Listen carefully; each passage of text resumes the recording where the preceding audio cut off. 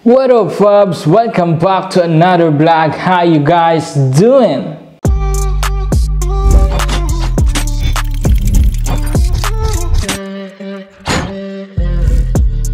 Ayan, tuloy na tayo guys papuntang Germany. So ngayon, i-share ko sa inyo kung anong laman ng aking maleta.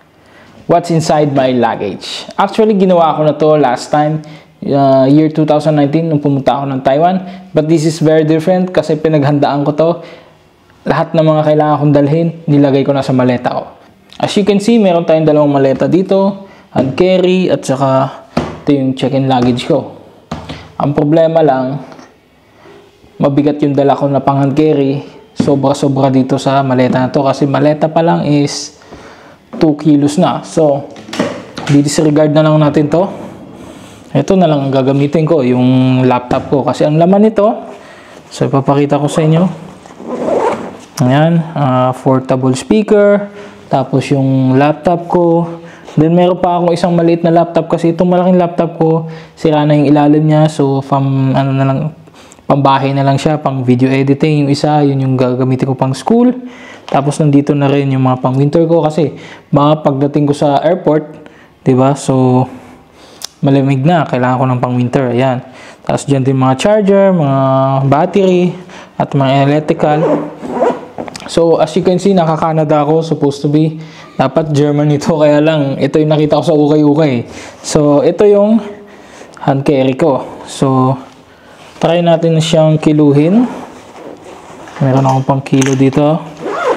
So kung ilan ang gaano siya kabigat. Kasi 'di ba 7 kilos lang ang pwede sa pang hand carry. So kiluhin natin siya. Gaano siya kabigat. So nakalagay diyan ay 5.67 kilos. So mabigat na siya pero so kulang konti na lang ang dadagdag ko. So pasensya pala sa mga gusto magpadala ng kanilang mga gamit papuntang Germany kasi ito ay already 30 kilos na, tapos 'di ba kasi ang dami kong talagang dinala. At saka actually yung maleta ko na yan ay more than 3 months na yan naka-ready.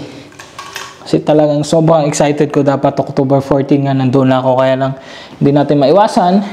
Filipino time, Filipino process, meron tayong mga delay. So, ito yung documents ko, dito passport ko, ito yung papakita ko sa immigration. Ayan, ngayon, titingnan natin tong malaking maleta ko. Kung napansin nyo, hindi ko to binili yung cover na to, ako mismo ang nagtahi niyan. Ito ay isang t-shirt, makikita nyo, yan yung dito sa Sandob, tinakpan ko lang. Tapos tong logo na to, nakuha ko dun sa isang t-shirt ko na nabili ko dun sa ukay-ukay. Tanahi ko siya dyan. Tapos nilagyan ko na rin to ng lock. So ngayon papakita ko sa inyo kung anong laman nito. Yeah. Ewan ko lang kung makikita nyo. Dito banda. Yan. Ganyan. So gawin natin ang lock. Yan. Ay, baliktad. Dapat pala tinanggal ko muna yung cover. Excited lang. 26 years na pangarap to. Pala tinanggal ko muna yung cover, no? Yan, okay na yan. So, papakita ko sa inyo kung anong laman ito. Punong-puno siya. Yan. Tignan niyo ba? So, kailangan ko ilapit dito yung camera. Tapos, sit down na lang natin.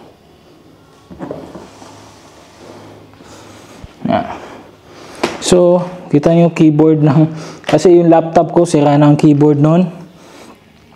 Then, ayan. Ito naman, papeles. Ito papeles. Tapos, kompleto yun guys. Tuwalya. Meron na rin tayong kumot. Dito yung mga toiletries ko, sapatos, tsinelas.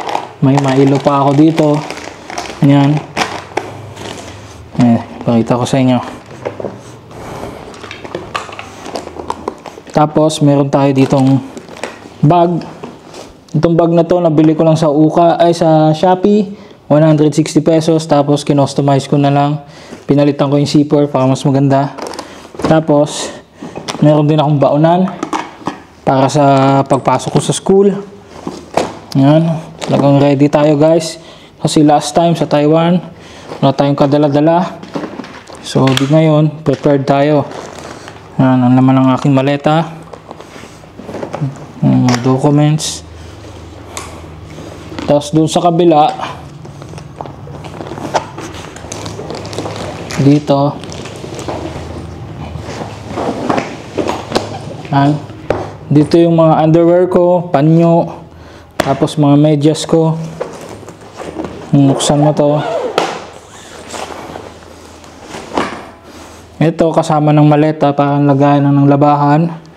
Tapos ayan, pan jacket, ayan mga jacket, hoodie, o damit, shorts, lahat yan.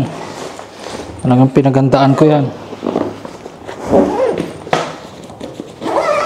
Ready tayo. So ayan lang. So mabalik tayo.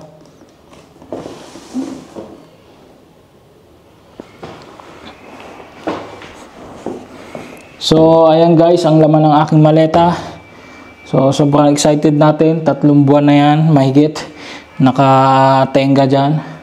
So isara ko lang ulit. Adjust natin ang camera.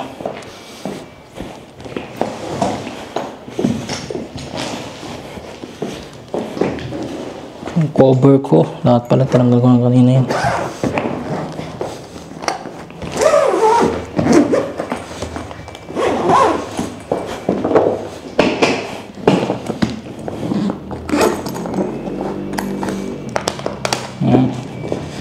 Kubayaran na natin siya ulit.